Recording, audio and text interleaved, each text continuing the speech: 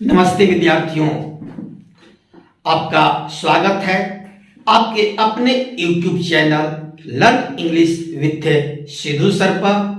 मेरे विद्यार्थियों, मैं सिद्धू सर आपको स्वागत करता हूं हम सभी का channel learn English with Sidhu sir पर। मेरे विद्यार्थियों, मैं जो आज का नया वीडियो लेकर के आया हूं, नए वीडियो देने में थोड़ा सा विलंब हो गया है। मैं आपसे क्षमा चाहूंगा क्योंकि इंटरमीडिएट की परीक्षा चल रही थी। मैं उस इंटरमीडिएट परीक्षा में व्यस्त था, जिसके चलते मैं नया वीडियो तैयार नहीं कर सका। इसके लिए मैं पुनः आपसे एक बार क्षमा चाहूंगा। मैं अपने विद्यार्थियों से, मैं अपने सब्सक्राइबरों से क्षमा चाहूंगा इस विलंब के लिए। तो मेरे विद्यार्थियों, आज का जो मैं नया वीडियो लेकर के आपके लिए आया हूं, मेरे विद्यार्थियों, यह टेंस पर ये मेरा वीडियो है। इससे पहले आप जो पहले का जो वीडियो देख रहे थे, देखे होंगे, और खासकर जो परीक्षा में विद्यार्थी अभी इंटरमीडिएट का परीक्षा दे करके आए हैं, आर्ट साइंस कॉमर्स किसी का, मेरे विद्यार्थियों, मैं जो वीडियो आपको दिया था, जिस पर मैं VVI किया था, वे सारे क्वेश्चंस आपके एग्जाम में आए हैं। आप जरूर उस वीडियो को देखेंगे और आपकी एग्जाम भी बहुत अच्छा गया होगा, बहुत अच्छे तरह से आप लिखे होंगे। क्योंकि जो मैं समरी दिया था, जो मैं द स्टोरी ऑफ इंग्लिश पर जो वीडियो दिया था, जिसको मैंने VVI कहा था और मैं VVI लिख भी दिया था, वे सारे क्वेश्चंस आपके एग्जाम में आए थे। इसी तरह से मेरे विद्यार्थियों, मैं आपके लिए आगे भी मैं इसी तरह से इंपॉर्टेंट वीडियो देता रहूंगा, चाहे वह टेक्स्ट बुक पर हो और चाहे वह ग्रामर चैप्टर पर हो। तो मेरे विद्यार्थियों, आज जो मैं वीडियो आपके लिए लाया हूं, मैं जो आपको ये नया वीडियो देने जा रहा हूं, मेरे विद्यार्थियों, यह टेंस पर है। और टेंस आप जानते हैं कि अंग्रेजी जानने के लिए सबसे पहले टेंस को जानना अति आवश्यक होता है। और टेंस चाहे वह 5th क्लास का बच्चा क्यों ना हो, चाहे 4th क्लास का बच्चा क्यों ना हो, चाहे मैट्रिक के चाहे इंटरमीडिएट के, हर विद्यार्थियों को टेंस की जानकारी रखना जरूरी होता है अंग्रेजी जानने के लिए। और बच्चा से ही 3रा, 4था, 5वां से ही टेंस के बारे में स्कूलों में पढ़ाया जाता है। आपको अंग्रेजी मजबूत करने के लिए मैं पहले भी टेंस पर जो वीडियो दिया हूं, और पुनः एक बार आपको स्मरण करा देता हूं कि मेरे विद्यार्थी, यदि आप अपना अंग्रेजी को मजबूत करना चाहते हैं, आप अपना स्पोकन इंग्लिश को मजबूत करना चाहते हैं, तो मेरा सलाह है कि आप ट्रांसलेशन बनाना जरूर सीखिए।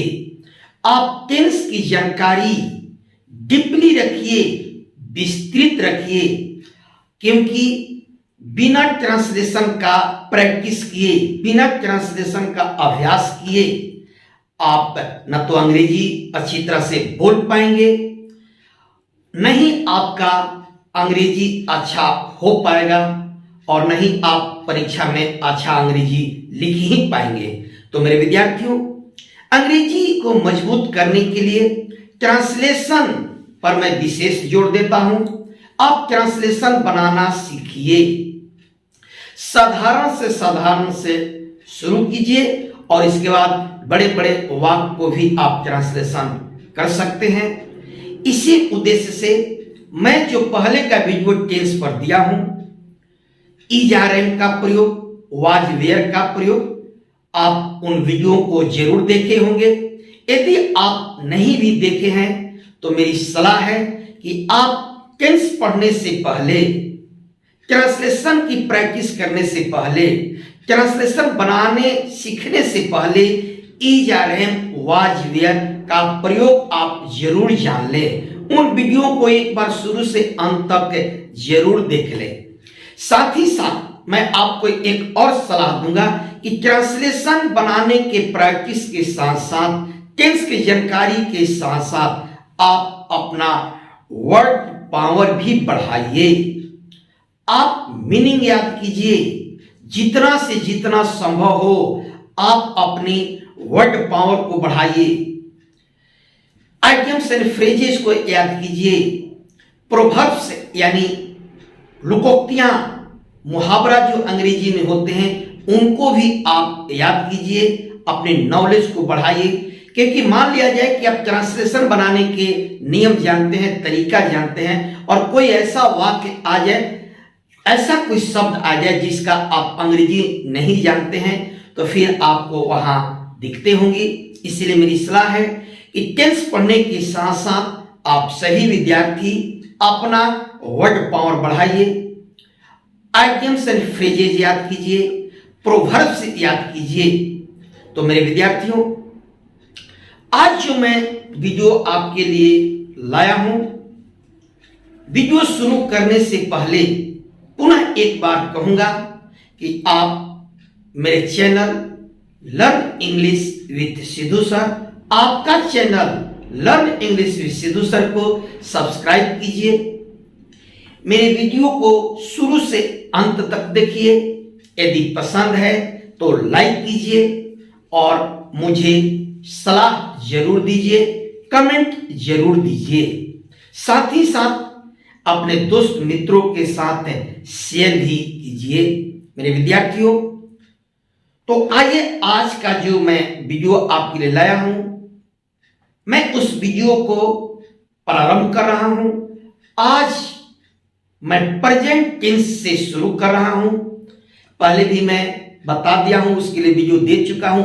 आप भी जानते होंगे कि टेंस 3 प्रकार के हैं, प्रेजेंट टेंस, पास्ट टेंस और फ्यूचर टेंस। इन तीनों टेंस के 4 भेद होते हैं, 4 प्रकार होते हैं। तो आज मैं प्रेजेंट टेंस का पहला यानी प्रेजेंट इंडेफिनिट टेंस से मैं शुरू कर रहा हूं। मेरे विद्यार्थियों, प्रेजेंट इंडेफिनिट टेंस, जिसको आप सिंपल प्रेजेंट टेंस भी कहते हैं, आपको स्क्रीन पर दिख रहा होगा। टेंस के नियम बनाने से पहले, बताने से पहले थोड़ा सा हम लोग इसके परिभाषा पर ध्यान दें, इसके डिफिनीशन पर ध्यान दें। मेरे विद्यार्थियों, प्रेजेंट टेंस, जिसको हिंदी में आप वर्तमान काल कहते हैं, इसका परिभाषा है a form of verb that denotes an action of present time is called present tense. Hindi में क्रिया के जिस रूप से वर्तमान समय में संपन्न होने वाला कार्य का बोध हो, उसे वर्तमान काल यानी प्रेजेंट टेंस कहते हैं। जैसे मैं एक उदाहरण दिया हूं यहां, जैसे आप देखिए, वह स्कूल जाता है। थोड़ा सा मैं पीछे के वीडियो का आपको याद दिला देता हूं। मेरे विद्यार्थियों, जब मैं इज और एम का प्रयोग आपको बताया था, उस वीडियो में मैंने बताया था कि जिस वाक्य के अंत में है, हो, हूं मुख्य क्रिया का काम करता है, वो भी आपका प्रेजेंट टेंस ही है। हूं, हैं, हो केवल रहे और उसके साथ कोई अन्य क्रिया न रहे, जिसको आप मेन क्रिया कहते हैं, तो वहां है, हो, हूं और है मेन क्रिया का ही काम करता है। तो मेरे विद्यार्थियों, प्रेजेंट इंडेफिनिट टेंस, जिसको आप सामान्य वर्तमान काल कहते हैं, दूसरे में सिंपल प्रेजेंट टेंस कहते हैं, जो मैंने अभी उदाहरण बताया वो भी सिंपल प्रेजेंट टेंस हुआ। लेकिन ये प्रेजेंट टेंस में, ये प्रेजेंट इंडेफिनिट में मुख्य क्रिया के साथ है, हो, हूं लगा रहेगा। तो सबसे पहले मेरे विद्यार्थी, किसी भी टेंस का अपना पहचान होता है कि आप किसी टेंस को कैसे पहचानेंगे कि यह वाक्य किस टेंस में है। तो हर टेंस का अपना अपना पहचान है, प्रेजेंट इंडेफिनिट टेंस का अपना पहचान है, प्रेजेंट कंटिन्यूअस का अलग पहचान है, प्रेजेंट परफेक्ट का अलग पहचान है, प्रेजेंट परफेक्ट कंटिन्यूअस का अलग पहचान है। उसी तरह से पास्ट में भी अलग अलग पहचान है, फ्यूचर टेंस में भी अलग अलग पहचान है। तो सबसे पहले हमें वाक्य को पहचानना है कि यह किस टेंस में वाक्य है। तो देखिए, प्रेजेंट इंडेफिनिट टेंस को परिभाषित जब करते हैं तो a form of verb that denotes an activity in action in the present time is called present indefinite tense. Hindi बोल देते हैं, क्रिया के जिस रूप से, ध्यान दीजिए आपको स्क्रीन पर दिख रहा होगा, क्रिया के जिस रूप से वर्तमान समय में समान रूप से होने वाला कार्यकलाप का बोध हो उसे प्रेजेंट इंडेफिनिट टेंस कहते हैं। तो सबसे पहले प्रेजेंट इंडेफिनिट टेंस का पहचान पर हम लोग ध्यान देंगे कि वाक्य को आप कैसे पहचानेंगे।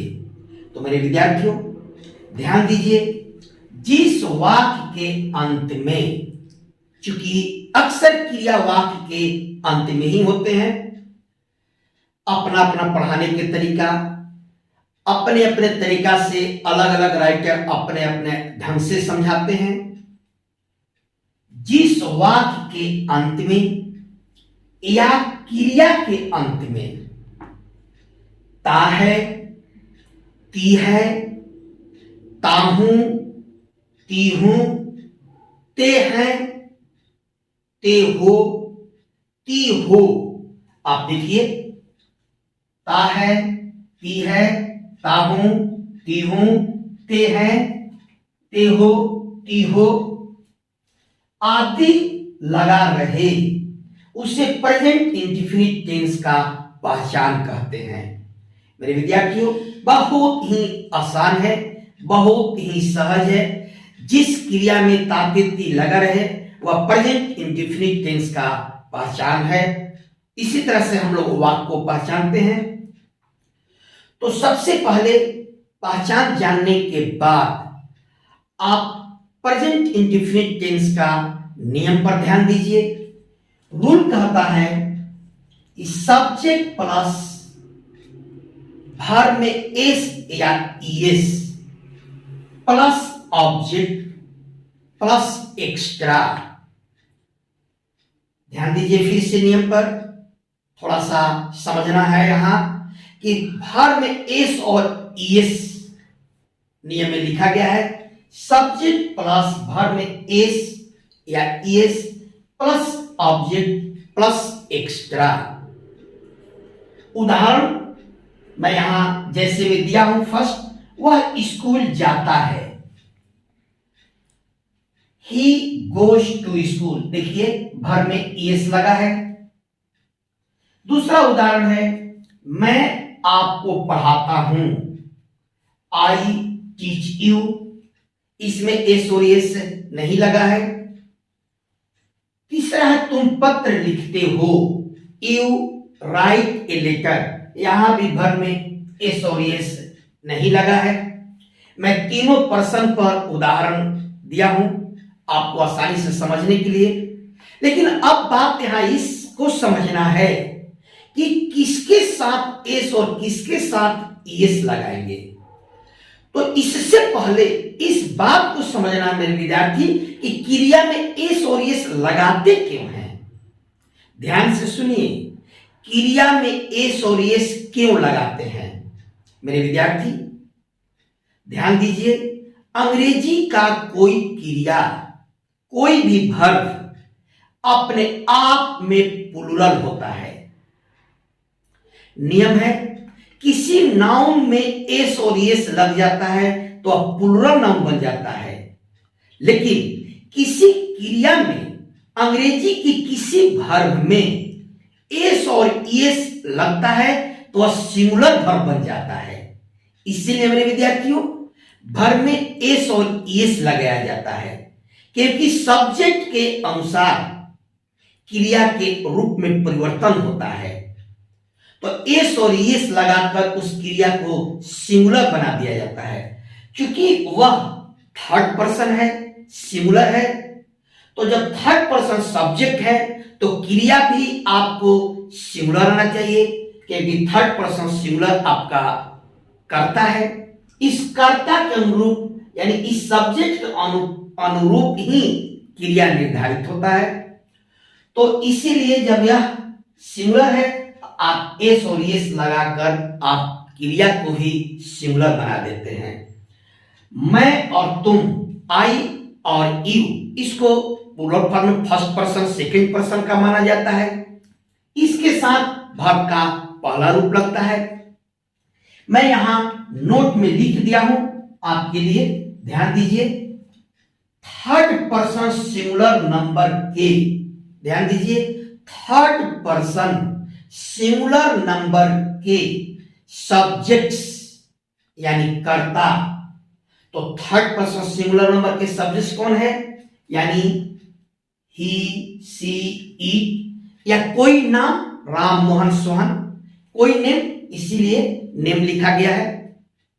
कोई राम, मोहन, सोहन, गीता, सीता, कोई सिंगुलर नाउन।